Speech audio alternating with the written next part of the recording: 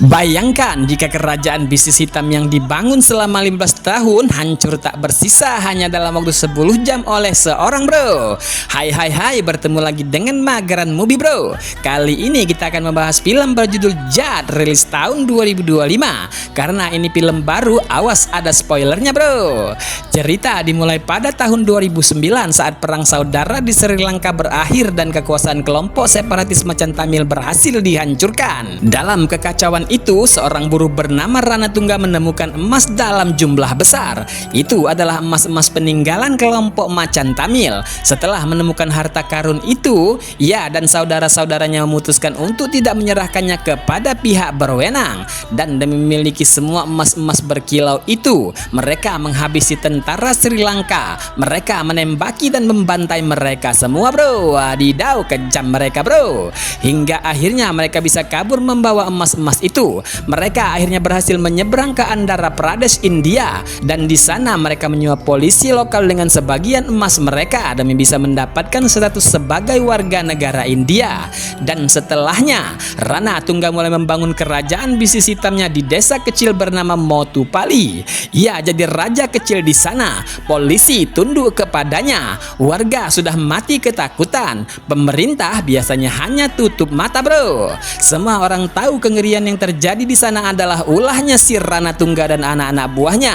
Mulai dari perampokan hingga pembunuhan semua dilakukan kelompok itu. Tapi sayangnya tak satu pun berani melawan Rana Tungga karena itu sama saja dengan cari mati bro. Hingga suatu ketika seorang polisi wanita tangguh bernama Pijay Laksmi mencoba menghentikan Rana Tungga. Setelah sekian lama, ada seorang bocah yang mau menjadi saksi atas pembunuhan 10 warga desa yang dipenggal kepalanya. Disayang usahanya berujung tragis. Istri Rana Tungga Bharati menjebak Laksmi dan rekan-rekannya, menyiksa dan bahkan memenjarakan mereka di rumahnya sendiri. Ia pun mempersilahkan anak-anak buah suaminya untuk berbuat tidak senonoh kepada para polwan itu. Wadidaw, miris sekali bro. Sementara itu, lambat laun kengerian yang terjadi di Motupalli sampai juga ke telinga presiden. Seorang bocah mengirimkan surat beserta jempol-jempol warga desa. Dan untuk menyelesaikan masalah itu, pemerintah pusat mengirim seorang agen CBI senior bernama Satya Murti untuk menyelidiki kasus itu secara rahasia. Sementara di tempat terpisah, sebuah kereta yang melaju dari Chennai ke Ayodhya mendadak terhenti di desa kecil Chirala, Andhra Pradesh karena ada kereta dari arah berlawanan yang mengalami anjlok. Salah seorang penumpangnya, yakni siapa lagi kalau bukan si Abang Jago, turun dari kereta dengan perut keroncongan. Ia bergegas pergi ke sebuah warung di ujung jalan untuk sekedar mengganjal perutnya. Tapi sial bagi Bang Jago, belum juga menghabiskan makanannya, roti beras kukus di tangannya tiba-tiba terjatuh ke tanah usai disenggol sekelompok preman. Bang Jago pun berdiri menghampiri. Ia hanya minta maaf kepada para preman itu, tapi alih-alih mendapatkan kata maaf, mereka malah menertawai dan mengusirnya. Seketika piring makanan itu melayang ke wajah preman itu hingga membuatnya terjungkal. Dan sejurus kemudian pertarungan pun tak terelakkan. Puluhan preman itu digebuki oleh si Abang Jago bro. Wadidaw, luar biasa Bang Jago bro. Meski telah dipukuli, para preman itu masih sok berani. Mereka coba menakuti Bang Jago dengan menyebut nama politisi lokal bernama Ram Subaredi. Sontak saja ia minta diantar ke kediaman politisi itu. Dan setiba di sana, alhasil si politisi terjungkal dibuatnya usai terkena tamparan keras si Abang Jago. Politisi itu coba mengerahkan anak-anak buahnya, tapi lagi-lagi semua berhasil dihajar Bang Jago. Dan untuk kedua kalinya mereka juga tak mau minta maaf. Sebaliknya mereka coba menakuti Bang Jago dengan menyebut bahwa mereka punya backingan hebat bernama Somulu. Dan akhirnya Bang Jago datang mencari Somulu, yang ternyata saat itu tengah sibuk membuat kwitansi pemindahan tanah warga kepada kakaknya Rana Tungga. Di sana Bang Jago kembali meminta mereka untuk mengucapkan kata maaf, tapi sama seperti sebelumnya Somulu pun tak mau meminta maaf. Dan akhirnya ia harus mengalami apa yang telah dialami Ram Subaredi dan anak-anak buahnya. Bahkan kali ini nasib Somulu lebih parah lagi bro. Ia dihantam dengan tiang kipas angin. Di diangkat tinggi ke udara sebelum akhirnya dibanting ke tanah. Namun orang-orang jahat itu benar-benar sombong. Alih-alih mengucapkan kata maaf, Somulu juga mencoba menakuti Bang Jago dengan menyebut nama kakaknya, Rana Tungga. Dan bro and sis sekalian pasti sudah bisa menebak kemana Bang Jago akan pergi selanjutnya. Ya, kemana lagi kalau bukan ke rumah si Rana Tungga. Seketika ia menghantam pagar rumah dan membuatnya roboh. Ia juga menghajar preman-preman di sana serta membuat si Rana Tungga keluar dari persembunyiannya. Dan saat itulah kelicikan Rana Tungga terlihat. Meski tak paham masalah sebenarnya, ia justru menyalahkan adiknya dan meminta maaf kepada si Abang Jago. Bang Jago pun senang mendengarnya. Ia sudah siap akan keluar dari rumah itu, tapi seketika ia terngiang dengan semua yang dilihatnya sejak datang ke desa itu. Ia melihat preman bersenjata, politisi lokal yang menumpuk banyak sekali uang di rumahnya, hingga pembuatan surat-surat tanah palsu, serta mobil polisi di halaman rumah yang ditutupi dengan terpal. Serta yang paling utama, ia menemukan seragam polisi yang robek di dalam rumah itu. Bang Jago yang curiga akhirnya memeriksa lebih jauh dan benar saja ia menemukan ada 7 polwan yang disekap di gudang tanpa mengenakan busana. Wadidaw, langsung naik pitam Bang Jago bro.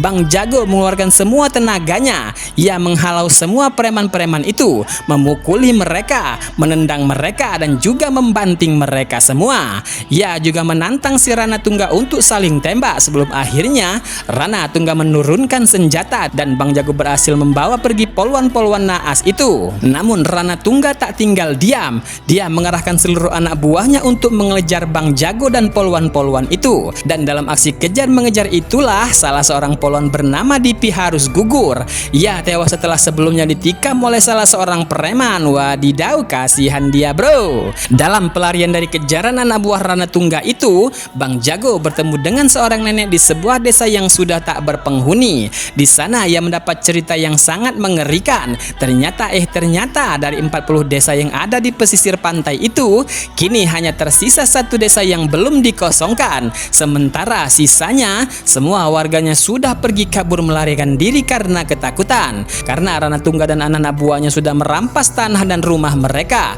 Dan bagi yang coba-coba melawan akan tamat riwayatnya, termasuk anak si nenek yang kini dalam kondisi gila usai dipermalukan oleh kepala polisi yang sudah berubah jadi anak buah Rana Tungga. Ternyata Rana Tungga telah berkomplot dengan menteri dan investor dari luar negeri untuk mengambil kandungan berharga yang ada di bawah tanah desa-desa pesisir di sana. Wadidaw, serakah mereka semua bro. Dan setelah mendengar semua itu, Bang Jago akhirnya bertekad dan berjanji bahwa ia tak akan mengampuni Rana Tungga dan seluruh anak buahnya. Tak lama setelahnya ia pun mendatangi kantor polisi. Ia datang untuk membuat laporan polisi atas kejahatan Rana Tungga, tapi di sana para polisi di bawah komandan Kepala Inspektur Sunil Kumar justru memukulinya. Mereka memukulinya dari belakang dan membuatnya jatuh pingsan tak sadarkan diri. Mereka akhirnya berhasil menangkap dan merantainya hingga tak lama kemudian Somulu datang ke tempat itu. Ia bertekad untuk menghabisi Bang Jago dan balas rasa malu yang telah diterima keluarganya. Di sana terkuak bahwa Bang Jago ini bukan sekedar penumpang kereta biasa yang kebetulan lewat. Dia adalah Baldev Pratap Singh, anggota elit dari resimen Jat yang punya julukan bulldozer karena pernah menyusup ke penjara pusat Dhaka dan menghancurkan jaringan kriminal internasional hanya seorang diri. Wah, luar biasa Bang Jago bro. Seketika Bang Jago bangkit. Ia langsung menghajar semua orang di situ. Tak hanya semua anak-anak buahnya, tapi semua polisi korup di bawah pimpinan si inspektur busuk itu. Ia bahkan menyuruh Polwan Laksmi dan anggota-anggotanya untuk ikut memukuli si inspektur dan anak-anak buahnya yang alih-alih membantu sama penegak hukum namun justru ikut terlibat dalam kejahatan. Hingga akhirnya semua yang ada di tempat itu berakhir di tali gantungan. Wadidaw, ngeri sekali lihat Bang Jago kalau sudah marah bro. Sementara itu di tempat terpisah, CBI Satya Murti juga mendapatkan kabar mengejutkan. Ternyata penjahat yang diincarnya bukanlah seorang tikus curut. Berdasarkan hasil intelijen, ternyata Rana Tungga sebenarnya adalah Mutupal Karikalan, mantan wakil komandan pasukan Mancan Tamil. Ia punya kemampuan perang yang mumpuni. Ia juga dikenal sangatlah kejam. Terlebih dari itu, dia punya catatan kriminal internasional dan belum pernah tertangkap hingga saat ini. Satya Murti pun segera menelpon pasukan khusus dan meminta bantuan pengamanan. Namun sayang jarak yang terlalu jauh tak memungkinkan untuk mengirim batalion. Namun setelah meneliti lebih jauh ternyata mereka punya satu anggota aktif yang sudah berada di sana di sekitar desa itu. Dan orang itu adalah Brigadir Baldev Pratap Singh, sang komandan pasukan khusus bro.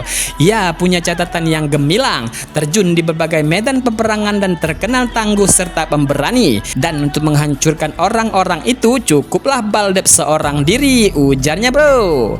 Singkat cerita, Ranatungga sudah siap untuk menyelesaikan tugas akhirnya. Ia membawa seluruh warga desa Motupalli yang belum memindah tangankan surat tanahnya kepada dirinya. Ia juga siap menerima pembayaran dengan uang sudah disiapkan di dalam kontainer. Ia bahkan sudah mengeksekusi sejumlah warga untuk menakut-nakuti yang lainnya. Hingga tiba-tiba Bang Jago muncul dari udara dengan helikopter militernya. Ia langsung menghujani Ranatungga dan anak-anak buahnya dengan peluru. Ia sudah menyiapkan banyak sekali senjata, mulai dari senjata laras panjang hingga peluncur roket. Dan benar saja, meski hanya seorang diri, Bang Jago bisa menghabisi orang-orang jahat itu. Dan kini ia berhadapan dengan si Ranatungga. Mereka kemudian terlibat baku hantam dan baku pukul. Sebelum akhirnya Bang Jago tak memberi ampun sedikit pun. Ia berhasil membuatnya terjatuh dan berlutut. Aku membangun kerajaanku selama 15 tahun, tapi kau menghancurkannya hanya dalam 10 jam. Siapa kau sebenarnya? Tanya Ranatungga yang masih penasaran terhadap Bang Jago bro. Hingga akhirnya Bang Jago menjerat lehernya dengan rantai lalu mempersilahkan seluruh warga desa untuk menggantung si Ranatungga yang jahat itu. Wadidaw, langsung dia bayar lunas mereka bro. Sementara itu, Inspektur Pijay Laksmi dan anak-anak buahnya kembali menggerebek rumah Ranatungga. Namun sebelum berhasil menangkap Barati, istri Ranatungga itu mengakhiri hidupnya sendiri untuk menghindari rasa malu dan penangkapan. Di lain pihak, agen CBI Satyamurti akhirnya menyelesaikan misi. Ia melapor ke Presiden India bahwa Ranatungga alias Muthu Velkarikalan telah dieksekusi oleh Brigadir Baldev Pratap Singh, ujarnya bro. Film akhirnya ditutup dengan bocah mengirim surat ke Presiden datang menghampiri Bang Jago. Ia berterima kasih kepada Bang Jago yang telah menyelamatkan warga desanya dari kehancuran. Sebelum akhirnya Bang Jago naik ke helikopter meninggalkan desa yang kini sudah dalam keadaan tenang. Gimana filmnya bro? Seru kan? Kalau kamu suka film aksi penuh ketegangan, baku hantam dan kisah heroik yang menyentuh film Jat ini wajib kamu tonton. Dan jangan lupa klik like kalau kamu suka ceritanya dan komen pendapatmu tentang si Bulldozer. Jangan lupa juga untuk subscribe Mageran Movie biar gak ketinggalan alur film India keren. Jangan kemana-mana ya bro, tetap di sini di Mageran Movie.